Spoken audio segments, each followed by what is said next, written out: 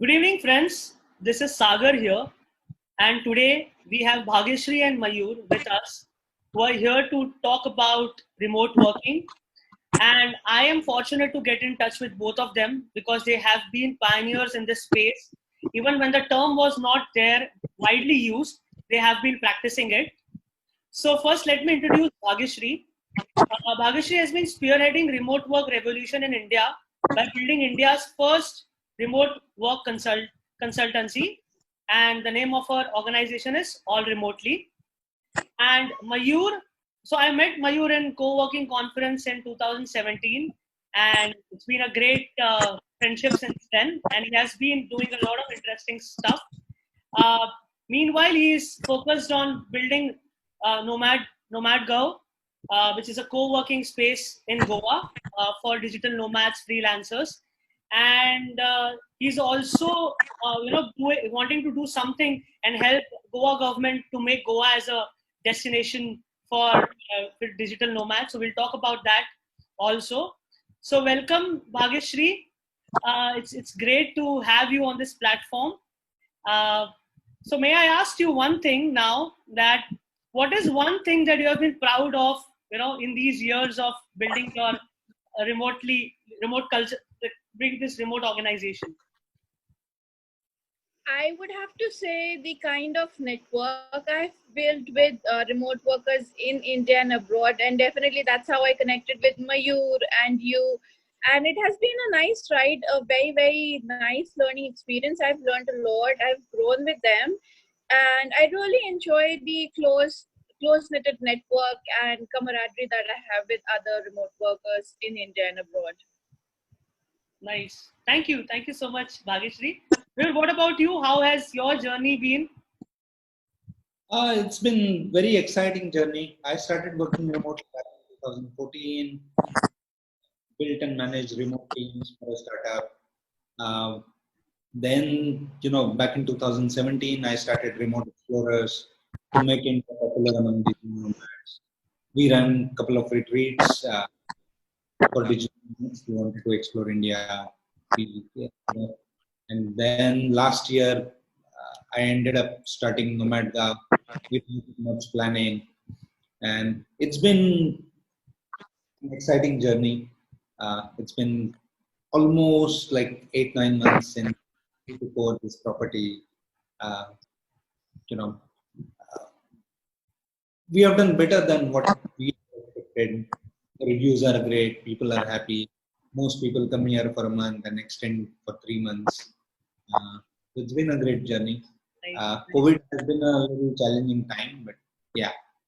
Great, great. Thank you for building this. I've always seen you experimenting new stuff. Like, you are a true entrepreneur. Moving on to Bhagyashree, I know you have been in this space since the beginning. So, because of COVID-19, we all are working from home. So, what according to you is remote working, and how it is different from work from home? Yeah, that's a very interesting question, Sagar, because there's a lot of confusion between the two terms, and I would really like to set some kind of difference and this confusion to end. So, remote working essentially means working from anywhere in the world as long as you have a stable internet connection and you have a decent laptop or a computer. So, if you were to think of remote working as an umbrella, so freelancing, outsourcing, working from home, or digital nomad, all these terms would come under that umbrella because everybody is working from different places. They don't have a registered office from where they're working from. Now, work from home essentially means that you are allowed to work from home, if you have some kind of personal emergency or something else has happened, like currently teams have been transitioned into work from home because of the pandemic. So this is work from home. You are allowed to work for a few days or a couple of weeks from home as opposed to coming to the office. Now, remote work is entirely remote. There's no physical office. Nobody goes to the office. You can definitely go to co-working spaces, but that's a different concept. I think Mayur would be more, he would be a better person to explain that. But yes, so remote working is essentially working from anywhere in the world with no office space whatsoever. Thank you. Thank you for addressing that. So Mayur, what are the benefits according to you of remote working? Like, if you could share with us. There are a lot of benefits. So when I talk about companies, they obviously save on rentals. They obviously, give their employees an opportunity to live happier lives, live better lives. On the employee side, they save a lot of time in commuting. Uh, they can also fulfill that, spend that saved time on hobbies or catching friends, family. Uh, and in terms of benefits to the planet, I feel it's massive. So I run a co-living space in a village, and I see that remote work has a potential to be the game changer or be equalizer. In terms of environment, remote working is really great because you don't have to commute if you don't want to. So you save on the carbon footprint. In terms of social aspects, uh, you can move closer to your family. Right now, a lot of people work or move to cities just because they're based in big cities and not in villages or towns. So remote work can actually let people be closer to their families, so be happier in a way. Sure. Uh, there are lots of benefits that I Sure, can talk. sure. So, Bhageshri, taking a cue from Mayur, what are the, how does it impact careers? Like, if you could share your thoughts there. Definitely, Sagar, that's again a very valid and good question, especially for remote workers in India. The scenario is such that remote working is being confused again with a lot of scams, with cheat, with freelancing opportunities, with some sort of outsourcing, but it is definitely not that. Remote jobs are very, very legit. You get on a payroll of a company, you work 8 hours a day, 40 hours a week, you get paid on time, and there's definitely a lot of stability. Like, I worked longest for one company for 6 years, and I think if I can work for 6 years, I can very much say that that company was not a cheat or a scam or any sort of fraud. So the coming back to the question that what are the sorry, Benefits. benefits again? Yeah, so like Mayur explained, I think number one benefit would be the environmental factor. You definitely add less to the pollution. You add more to saving the planet, which I think right now is like necessity. But I think the massive advantage what people would see in India and abroad are the salaries and the career progression. So these remote companies generally pay you much above the market rate in your country. They either pay you in dollars or in euros, which by sheer exchange is like uh, a salary for us. But definitely these companies are very, very open. They are fast-paced, very progressive companies. So anyone looking for a career progression or a growth with a meaningful product and with a nice company and a cultured team, they should definitely opt for remote jobs. Sure, sure. Thank you. So, obviously, while it sounds exciting, and obviously having you and Mayur here, I would also like to know what are the common mistakes to avoid while you're, searching opportunities or building career as an entrepreneur in remote working. If you could share your thoughts there, Bhageshri. Yeah, so I think the number one mistake that people make is just fall for any job. So remote work or remote jobs require a lot of different skill sets from people. They are more about your skills, how good you are in your hard skills or and soft skills. Definitely, a lot of emphasis on soft skills and lesser emphasis on your educational attainment or degree or from wherever you have graduated. So, coming back to what you had asked, I think the number one mistake people make is falling for the wrong jobs. They don't search for the right skill set. They don't search for the right job description. They just apply anywhere and everywhere, and that is where the fatigue sets in, and that is when the disappointment begins, and that is when everything goes wrong. So, I would strongly recommend anybody joining this workforce to deeply go through what their skill sets are, and also take a look at what the job requirements are, and apply only and only if you think that you are a 90% or a more fit for that role. Nice, nice. Mayur, could you share your thoughts on how one can be careful while there's a while or the mistakes that they can avoid while they are looking for opportunities? Yeah. So, as Bhavesh said, being clear about who you are and what you want and what the role offers is really essential. Uh, Second thing is, because remote work is completely different setting from office, you need more than skill set. You need additional mindset shift. So your boss is not around you, so you have to be on your own, deliver on your own, uh, learn to be productive. A lot of people actually, consider remote work as a license to chill. It's actually a license to grow because you're working with people from around the world. Um, you're getting exposed to a lot of things that you wouldn't have seen in office. So I think one should take this as opportunity to grow, learn more, be independent, be their own manager. So in terms of mistakes, I think when we talk about mistakes, uh, it's the same set of mistakes people do while applying for office jobs or applying for other jobs. So I don't necessarily see difference between an office job or a remote job in that sense. Uh, it's always, taking things on your resume is the biggest mistake. Uh, trying to, trying to be dishonest while applying, making a cover letter which, doesn't make sense or sounds fabricated. Another mistake that most people do, or making a generic application a very specific role. So I think people should spend more time on their applications while applying for remote jobs, particularly because the scrutiny very different from the scrutiny in.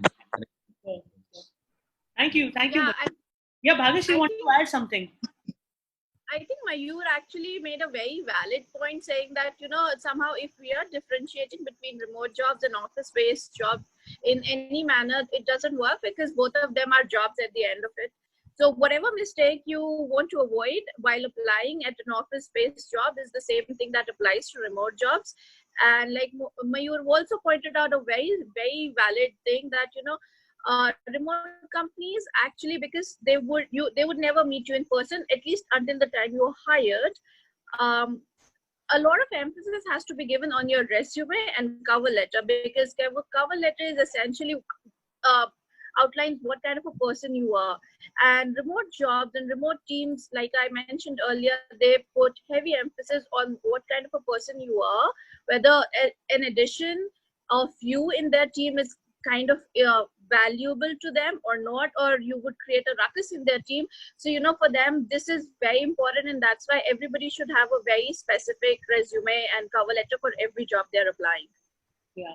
Thank you, Bhavishri, for sharing this. I think two key takeaways on this aspect so far is that remote working is not a license to chill; it is a license to grow. And your cover letter from from whatever you feel from within should be there. Like who you are should be mentioned. So thank you, Bhavishri, from sharing the softer part and the harder part on this topic. So moving forward, any thoughts, Mayur, on if entrepreneurs or startups they are wanting to take up their entire base remotely. So how do they prepare themselves? A quick thoughts here, Mayur. So it's easier for startups or small companies because or new companies because a lot of processes are not set. So they can actually be flexible, set new processes to work remote. And also startups have relatively younger crowd compared to corporates. So that helps too. So one advice I would like to give companies or startups going remote is spend a lot of time on writing down your culture or the manual for your team. Don't just copy stuff from somebody else's manual. Uh, know yourself well, know your team, because a lot of times, people copy stuff from some Western companies, and that doesn't work in the cultural context here because the houses are big, not big. You don't have your private space, so you can't really say, okay, I want to work from home because there are so many people around you. So yeah, know your team, know your company, know yourself well, write everything down, communicate well, be more open. That's what I would say. Thank you, Mayur. So, Bhagyashree, your perspective on if startups or corporates, now even corporates have gone remote, are working remotely. Your thoughts there? Definitely, Sagar. The thing is that, I recently did a survey for remote work trends and state of remote work in India, and some of the stats were very, very shocking. So more people employed by these smaller businesses or startups are remote. Either they're already remote or these companies are actually transitioning into remote first teams as opposed to larger corporates. But of late, for the last couple of weeks, I've started seeing a lot of friction in these bigger MNCs and corporates. Like Siemens is considering going remote. I think the Gurgaon office has already vacated their facility. There are certain other companies that are looking to turn remote, if not completely, but definitely partially for some of the roles. So it's not that it's not setting it is not setting in at the same pace as what it has set in for Twitter, Facebook, and those other big companies in the West. It is definitely taking its time in India because of our clear mindset and for whatever cultural background that we come from. It takes some time for it to set in. I think if I were to suggest companies or that should turn remote, first should be these startups because they are leaner, more agile, and it would take lesser time and less friction for them to transition. Now, if you were to set up a remote company or in fact even transition, the apart from what Mayur said, building the right culture, the another very important thing is hiring the right people.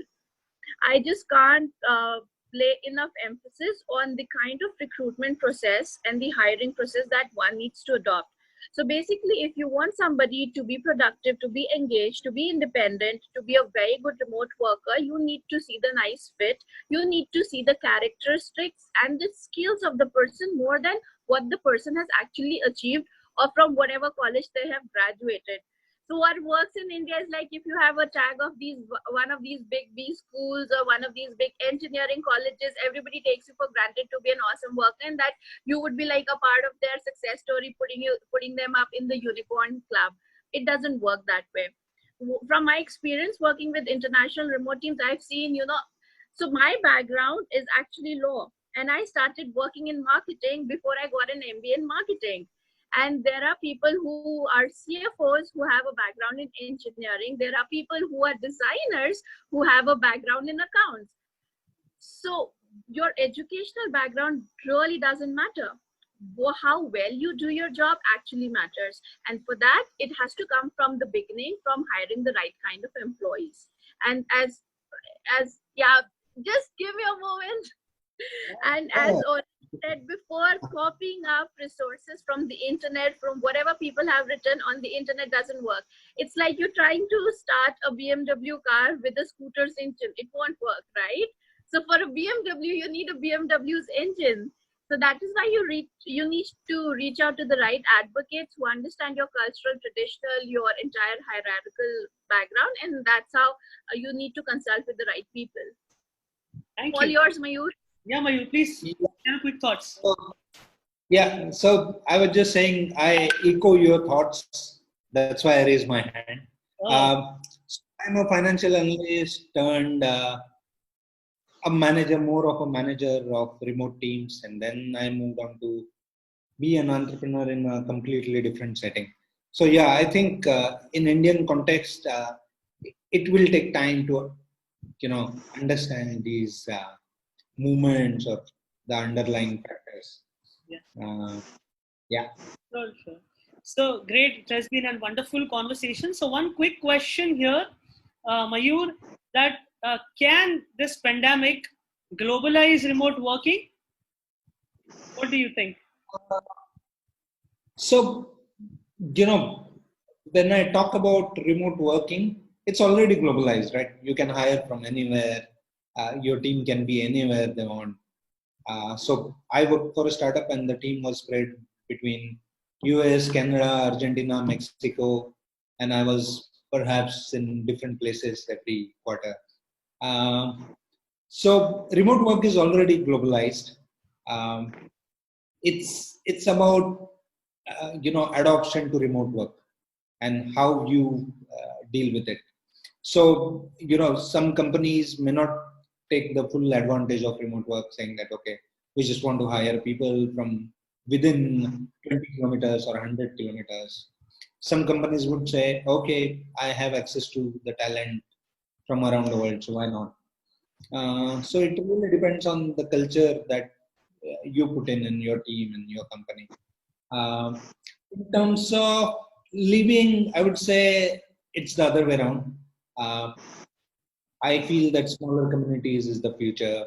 Uh, you know, Smaller communities of people working remotely, staying together is the future, and that's what we are trying to build at Momenta. Yeah. Just a follow-up question there. What do you think is the future of remote working in India? So yeah, I see a lot of bright side there. I'm not sure how much how much would it happen immediately. Like there are perhaps like 50% people saying that okay, they want to go remote, but then once the offices start, maybe only 10% of them would actually consider that, and that's a big success because uh, considering the size of our workforce, 10% is a huge amount. uh, Second thing to keep in mind here is we do not have that many remotable jobs around here, right? Like there are industries that cannot go remote. So it's really about auditing whether you can really go remote. It's easy to give into all the hype and say that okay, we want to go remote, but then what about your factories? Are you going to hire robots to run them and then take the team remote? I don't think it's feasible. So, in terms of future of remote working in India, yes, there is a great scope, but we need to transition to the next level in terms of uh, our economic sectors uh, to actually take the full advantage. Sure, sure. Thank you. Bhagashri, I would have same question for you. What do you think this pandemic can globalize remote working as and future of remote working in India? Definitely. I think Indian companies have actually started looking into joining the remote workforce, and they are hiring from different time zones. We definitely have some sort of limiting factor in terms of what we can offer. Definitely, if until unless you are a large corporation or a very highly venture funded startup, you just can't afford somebody from North America or Europe per se. But definitely, people are hiring from our neighboring nations. I worked in a company where we had a lot of people from Nepal, Bangladesh, and Pakistan, and that was a nice change because what we as Indians think of Pakistan and what they were really nice, very nice co-workers. But yes, I see a huge potential. I don't see that companies would turn remote immediately as soon as the pandemic ends. Uh, the best possible scenario for them would be a hybrid remote team where certain roles could be from home and certain roles could be from office, or they could have a combination of letting people decide when and who wants to come to the office or who wants to work from home. So that's a possibility that I foresee. But I also foresee that as millennials and the generation Z will now join the workforce, and those people are a digital nomad in the realest sense. They were brought up and born and brought up with technology. They are very accustomed to Zoom, Slack, any other tools that you may use at a remote job. So those people would definitely opt for remote jobs. And the thing is that if Indian companies are not offering, they'll be more than happy to apply globally. And that's a sad thing for Indian companies because they would lose out on very, very good talent. So people need to brace up. Yeah, so true, so true. Thank you, Bhagyashree, for sharing your perspective. So just before we end this conversation, if you feel you want to share something with your viewers, so you both will have your 30 seconds each to kind of convey any thoughts that you would like to share. So we start with Bhagyashree. Yeah. So I would just want to say that, COVID-19 or not COVID-19, people need to understand the benefits of remote work. It's definitely a very cost-effective measure. You have the global talent pool at your end. You can choose basically the right kind of people to grow your product. You can build the right kind of tools. I think people need to start investing in it. If not, at least look it up as a viable option. This is what I've been telling everybody, and I am reachable through my LinkedIn and through my website, allremotely.com. I offer free consultations. The first consultation is definitely free, and I help teams transition to remote work as well as people who are seeking remote jobs. Thank you so much. I think that will be of really great help, and I would request all the viewers to catch up with Bhagyashree at All Remotely. So Mayur, your thoughts? Yeah. So, remote work is great. I'm really excited about the future, about what remote work can do for our country or even for the world. So, we are also working on a project to use the power of remote work to kind of bridge the urban-rural gap.